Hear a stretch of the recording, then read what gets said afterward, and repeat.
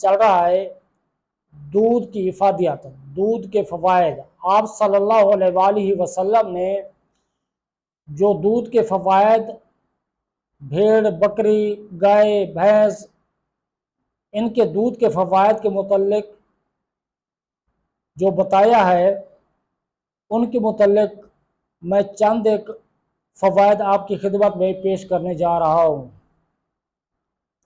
भेड़ के दूध का फ़वाइद जो है हम पहले बता चुके हैं। आज हम आपको लबनुल माज़ यानी बकरी का दूध, गोट मिल्क, बकरी के दूध के फ़वाइद हम आपको बताने जा रहे हैं।